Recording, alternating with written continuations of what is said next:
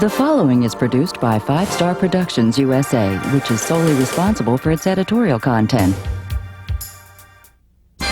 It's characterized by memory loss, indifferent attitudes, and language deterioration. It can devastate families and become a serious financial burden. It's not simply old age, but rather the onset of Alzheimer's disease. The behaviors of Alzheimer's patients are kind of mysterious to people. For those caring for Alzheimer's patients, it's a full-time job, and the stress alone can bring about depression, fatigue, and insomnia. To help caregivers cope, support groups and workshops were organized to help educate and inform. In the next half hour, we'll explore the entire spectrum of Alzheimer's disease and meet several caregivers who are dedicating their lives for someone they love. Stay tuned for this special edition of Today's Health. The following program is brought to you by an unrestricted educational grant from ASI and Pfizer.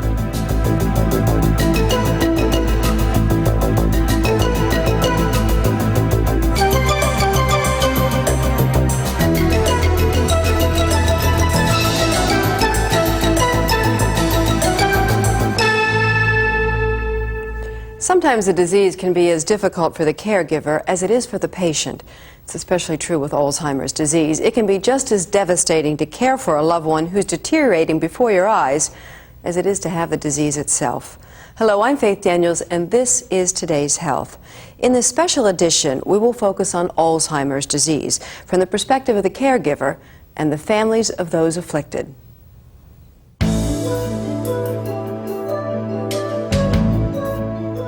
Most Americans might not consider Alzheimer's disease to be a modern health crisis, but consider this. Currently, more than 4 million Americans over the age of 65 have this disease, and over half of them don't know it and haven't been diagnosed. Alzheimer's disease is a very important health issue in the United States. It affects at least 4 million individuals. It's very frightening for patients and families to see memory and thinking, the mind disappear, and it's an enormous burden to the public health system. Alzheimer's type dementia has many memory problems, judgment problems, problems with orientation, problems with thinking. Just as importantly, a person will develop abnormal behaviors.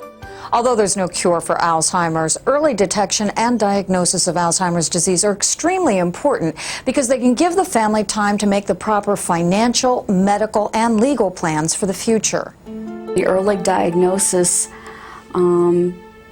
did have us put our life in order a little bit faster. You know, we were always going to get around to making the will, so we did have to face up to that, but that was probably a good thing because we get around to it.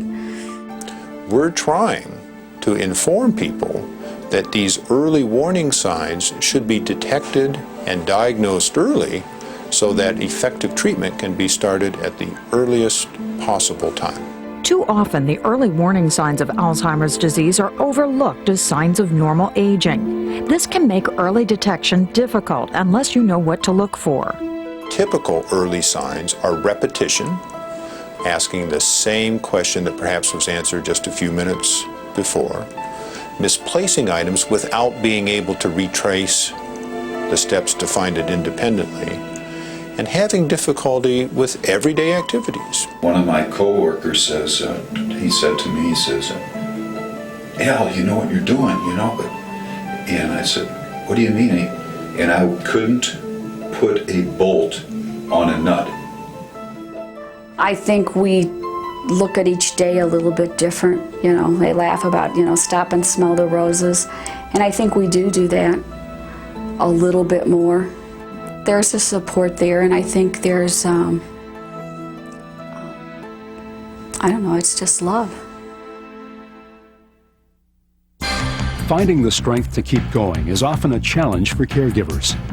Understanding the disease first is a good start, but learning how to properly care can help alleviate the struggle and maintain the sanity of the caregiver.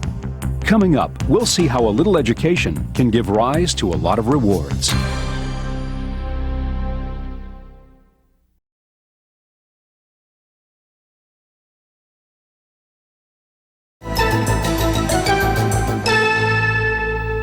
There are may be no cure for Alzheimer's disease, but there are many important reasons why early detection and prompt diagnosis are critical. Early intervention can help improve the quality of life for everyone involved during the course of this disease.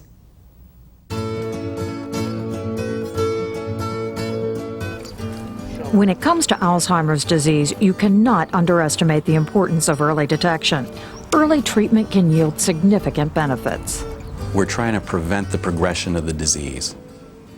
You know, that a lot of people who end up developing Alzheimer's start out with a very early stage of just a little forgetfulness. And it seems like the drug technology we have now can delay the progression of some benign forgetfulness that a lot of people have and delay the progression into more serious Alzheimer's. So the earlier you can discover that and start treatment, the better chance you have of delaying that progression. Gideon Allen is a gentleman who was retired and living in South County with his wife, who has been my patient for somewhat longer. She has multiple sclerosis, and although she has a perfectly sound mind, she is pretty much wheelchair bound, needs lots of care. And he was providing this care with the help of other family members. Nancy Allen brought his subtle decline to my attention. I panicked. I just didn't know what I would do. It was really upsetting because I know what can happen with Alzheimer's, so I was just kind of really upset about the whole thing. He was doing pretty much the things that he used to do, but he had more difficulty doing them. One day he even was at a familiar intersection, driving as he did in town, and didn't know where he was. Ultimately, the diagnosis was made with all the usual tests, and he was treated with vitamin E and Aricept. We are very fortunate with my MS and all the problems I have that this was diagnosed early, because he has been such a great help to me. As a result of this, he became more conversational. He became improved to the point that he was able to do everything that he previously did, which was quite a long agenda of providing personal care. Since he started the Aricept, he is driving again, and he can go around town, and he can pick up things. He doesn't always like to cook, but he knows where all the takeout places are. Aricept does not necessarily work in every patient. There may be certain side effects in patients who take Aricept. The most common one is nausea. This is generally taken care of by taking the medicine at night, so you just sleep through the time that there might be some nausea. It is not a major problem. Some patients have stimulation and confusion. They just don't tolerate it chemically in that sense. While this treatment may help patients maintain independence longer, it does not work the same for everyone. For some people, it can noticeably improve their symptoms, while others may improve only slightly or stay the same. For some people, the treatment may only cause the disease to progress more slowly, while others may not respond to treatment at all. He's always been very attentive, and he still is. He does everything for me, and I have a great guy there, right? He won't argue with that, right, kid? I'm not going to pay you off, but that's right. But he's a great guy. Pretty serious today, aren't you? Thank you. Thank you very much. Coping with Alzheimer's disease can be a long process that lasts 10 years or more. Proper planning for the patient's extended care and treatment is essential and can help make the challenge less difficult. It may involve everything from medical and financial matters to day-to-day living arrangements. I think that we have been very fortunate with my MS and his Alzheimer's, that we have been so lucky to have such a wonderful family and so many friends and such support. Proper planning is important in so many aspects of our life and is critical in successfully dealing with Alzheimer's disease. It's very important that the caregiver start planning early. As we know, Alzheimer's disease can progress very quickly, or it can be a very long, drawn-out disease process. My son, who lives in the state, is in business himself, So he takes care of the finances for us, makes sure the bills get paid and all that sort of thing. The planning involves not only keeping the caregiver healthy, but it also impacts the family financially as well. So good planning financially can allow you to get those services that can help you deal with caring for someone with Alzheimer's disease for a very long time. My daughter often will take myself or my husband to a doctor's appointment or to whatever we would like. And being a nurse, she's very helpful, and she and her husband's great too. They've done so much for us. But I don't like to say that, you know, she does more. She does help a lot, because that makes the other children feel like they're not doing it. But they are, you know, they're great. What I'm doing now is getting rid of the weeds, planting more stuff, you know, this kind of thing. With all the emphasis on the Alzheimer's patient, many caregivers neglect their own health. Making proper arrangements and getting other family members involved can help give the caregiver a needed break. Stay tuned for more.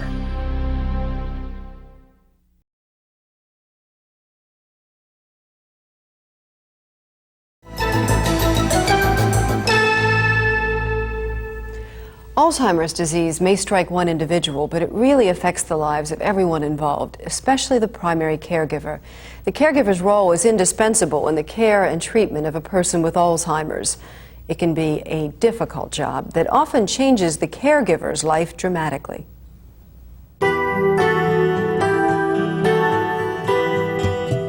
She did everything. She was fine. She did our cooking, our laundry, everything. Took care of our kids.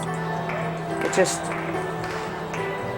happened. It just kind of sneaked up on you. If you can't accept it and you fight it, you're going to have a miserable life. Because you have no other choice. This is it. Well, a lot of times people in these situations have had relationships for decades. So the presence and involvement of the caregiver is extremely critical in maintaining the ties of the patient to the world. The caregiver's role can encompass many responsibilities, including monitoring any medication use and acting on the patient's behalf with regards to financial and legal matters. Some of the responsibility gets turned over to someone else. If you can turn that responsibility over to a trust department, that all the bills could be paid, that the investments could be managed in a prudent way, that the estate planning could be done, then this whole setup makes it much easier on the caregiver that the finances are out of the picture. They also need a health surrogate so that someone is responsible for their health care. And down the road, that person would make the decisions for the doctors and the nurses, the care facilities that would be needed. The role of the caregiver can be both an inspiring challenge and a difficult burden. However, the task of caring for someone you love also has its rewards. What could be more rewarding than fulfilling the challenges of a relationship and a commitment that you've had for many years? Although the work of the caregivers is often overlooked by others, to those in the medical and healthcare professions and to the patients themselves, caregivers are the real heroes in the struggle against Alzheimer's disease. The role of the caregiver is probably one of the most important things in the life of the person with Alzheimer's disease. This is the person that is their rock. It's the person they identify when they see them every day, and we can tell by the reaction in their face. Their eyes light up. It's the person that keeps them able to cope with what they're going through. Good, tasty. Whatever you call it. Whatever you call it. We call it strawberries. What do you call it? Huh? Strawberry. All right. Personality changes, irritability, forgetfulness, they're tragic symptoms to watch. The caregiver for a person with Alzheimer's disease faces a physical, psychological, and emotional gauntlet every day, and it is critical that they get some relief. Here's waffles. Being a caregiver can obviously be stressful, but I've just determined, in my own mind, I've determined to handle it, and obviously I've had some help. I've had some instruction about how you handle stress, and I trying to do what I'm told. The stress and demands of this sometimes thankless job can often leave a caregiver vulnerable to depression, anxiety, and fatigue. In some cases, the challenge can heighten already existing problems like high blood pressure, diabetes, and heart conditions. Nowadays, there are several important ways to help the caregiver reduce the stress and frustration of caring for an Alzheimer's patient. Understanding the disease is an important start. You know, I married Maddie in 1991, and we were very, very happy until the aberrant behavior started. And then we had some rough years when I couldn't understand what was going on, and it was basically because I couldn't understand her. The first thing that caregivers need to do is they really need to have a good understanding about what Alzheimer's disease is. They need to understand that Alzheimer's disease is a neurologic problem. It's a disease that is not the fault of the person that has it. But then when the diagnosis was pronounced on January 30th, 1999 was one of the happiest days of my life, because I was able to understand that Maddie wasn't bad, although she sure seemed like it, but she was rather sick. Securing personal time is an important way for the caregiver to retain a sense of self and enjoy life. Physicians and counselors who work with caregivers agree that caregivers must arrange regular time for themselves. I have to have personal time to maintain my serenity, and that's kind of the bottom line. I do a lot of exercise. I go to Gold's Gym, as I said, and I bicycle a lot, and so maintaining physical health is obviously important. If I don't take care of myself and my own emotional stability, I'm not going to be much good for Maddie. Support groups are another important way for caregivers to help ease the strain of caregiving. Informational programs like Keepsake and Triad, sponsored by ASI and Pfizer, and support groups like those provided nationwide by approximately 200 local chapters of the Alzheimer's Association offer a great deal of education, counseling, referrals, and support. Support groups are extremely important for caregivers because they can help each other plan for some of the problems down the road. I'm only going to upset her, and I'm only going to upset myself. Okay, well, that's a way of coping. Even though caregivers are forced to accept challenges that they never imagined they would face, their outlook can still be positive if they so choose. Oh, right. And I can look back at the end of the day and feel better because of what I've done that day in the role of a caregiver. And I'm almost always satisfied with the fact that I've been there for Maddie and I've done what I have thought was the best thing for Maddie. Health issues can be very complex, and there's no way to cover all of them in 30 minutes. So log on to our website at vstar.com to find streaming video, hyperlinks, and much more information about any health topic.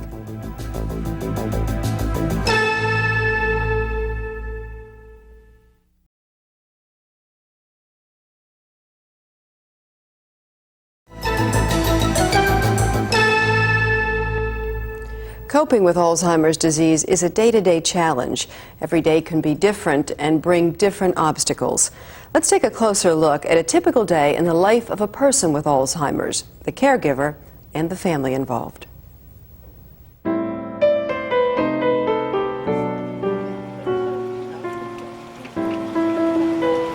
You sing songs today?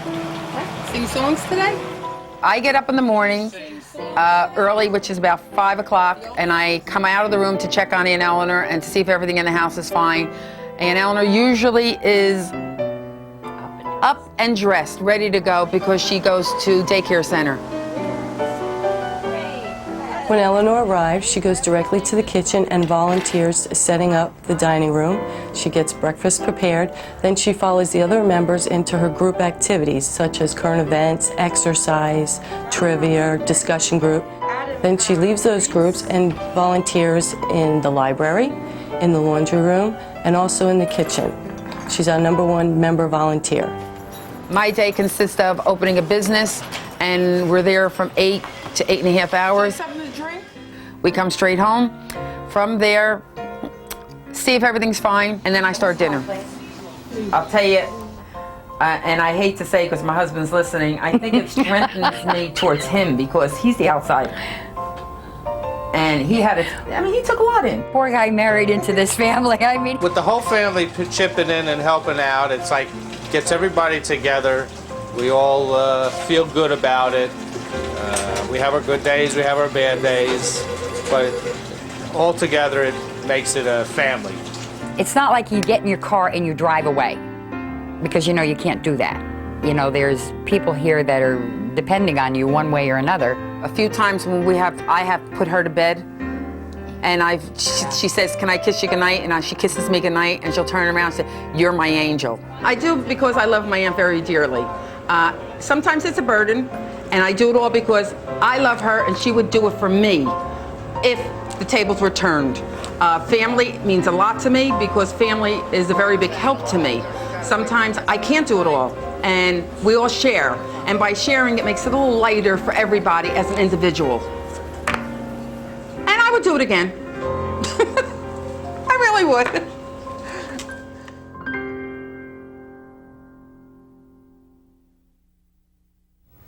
It's hard to imagine that a disease as hideous as Alzheimer's disease can inspire the most beautiful acts of caring, love, and generosity from devoted caregivers. While doctors and researchers struggle to find better treatments or even a cure, the caregiver may be the most important factor in helping make life livable for those afflicted. I'm Faith Daniels. If you need more information on anything we covered on today's program, log on to our website at vstar.com. And join us again next time as we get right to the heart of matters concerning your life on Today's Health.